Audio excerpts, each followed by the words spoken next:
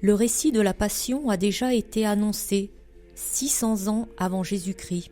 La crucifixion était un supplice horrible qui provoquait de terribles souffrances. On mourait tétanisé et asphyxié.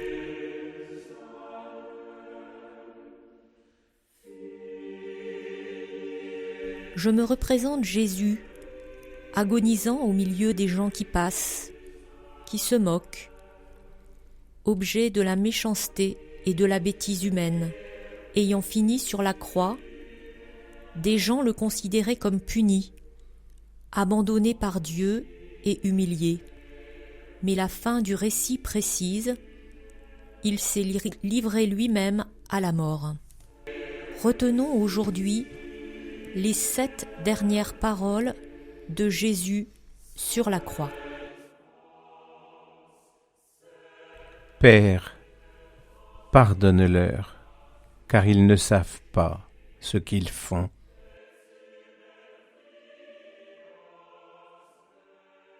Quel amour faut-il pour dire ces paroles au moment où les clous s'enfoncent dans ses mains et ses pieds? Ces paroles de Jésus appelant au pardon me questionnent sur ma fidélité au sacrement de réconciliation. Pourquoi est-ce si difficile pour moi de faire ce pas pour recevoir le pardon? Pourtant, j'ai déjà fait l'expérience de ce pardon libérateur. Jésus ne m'a pas abandonné dans mon péché, mais m'a offert un chemin d'espérance. Seigneur, ton amour est plus fort que nos offenses, et tu accueilles celui qui s'efforce de revenir à toi.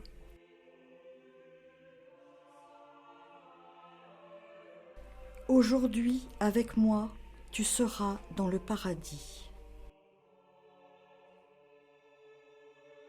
Parole dite au bon larron, qui souffrait à côté de lui, crucifié comme lui. En fait, le bon larron cède et se réconcilie avec Dieu. Et Jésus lui manifeste sa joie d'être au paradis avec lui pour l'éternité. Alors, aujourd'hui, est-ce que j'espère ce monde de la joie divine? Cela me remet devant les choix que j'ai à me poser dans ma vie. J'espère vivre mon temps ici-bas le plus fraternellement possible et en paix, moins tiraillé par mon passé ou mon avenir. Est-ce que je désire faire appel à la grâce de Dieu, qui peut tout pour arranger les choses?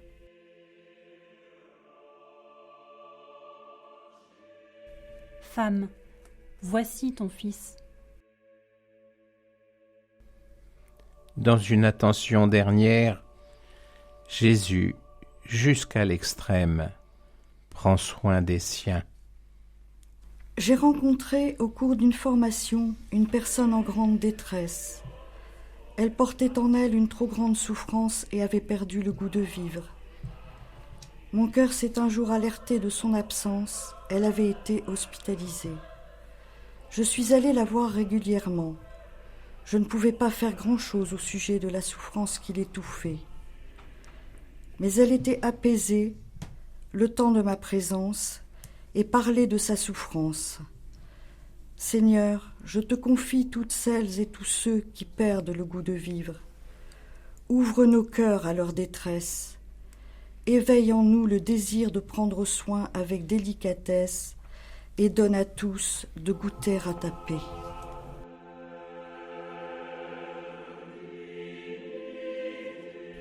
J'ai soif. Jésus a soif de communiquer son amour aux hommes et soif que je vienne à lui. Soif de lien, soif de nature, soif de sincérité.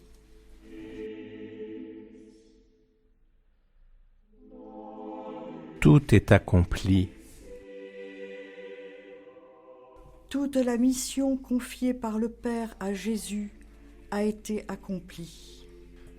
Devant la grande obéissance de Jésus à son Père, à ce moment ultime de son immense mission, je prends d'autant plus conscience que je suis sur terre pour aimer Dieu, aimer et servir les autres. Alors comment cela s'incarne-t-il dans ma vie? Que fais-je de mes compétences, de mes talents, du désir profond de mon cœur. Je cite ici Etty Hillesum dans un camp de concentration en 1942. « Je suis prête à tout accepter, tout lieu de la terre où il plaira à Dieu de m'envoyer, prête aussi à témoigner à travers toutes les situations et jusqu'à la mort de la beauté et du sens de cette vie. Que me reste-t-il à faire? Peut-être pardonner à tel ou tel?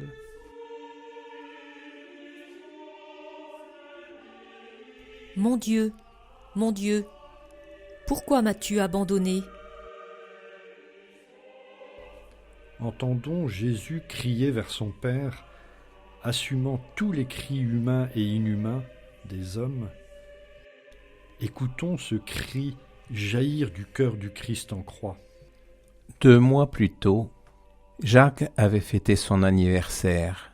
Se sachant condamné par un cancer fulgurant, il avait préparé avec foi et espérance la cérémonie de ses obsèques. Mais, emporté par le Covid, au premier jour du confinement, il s'en est allé seul, et ses obsèques n'ont pas pu être célébrées. Jésus, toi qui as été rejeté comme un malfaiteur, cloué sur le bois de la croix, tu as mieux que personne ressenti la détresse de l'abandon. Tu sais mieux que personne ce qu'ont vécu les victimes de la pandémie, quittant cette vie dans la plus extrême solitude. Jésus, accueille-les tous auprès de ton Père, comme tu as accueilli le bon larron, comme ton Père t'a accueilli. Père, entre tes mains, je remets mon esprit. S'abandonner librement à vivre en lui. Cette force du Christ qui pardonne, qui est seul, qui a soif, qui recueille le bon larron, qui nous conduit au Père, n'est pas quelque chose de figé à l'encre dans un illustre livre. Tous ceux d'entre nous qui croient ont cette force, à condition de savoir, nous aussi, calquer notre vie sur celle de Jésus.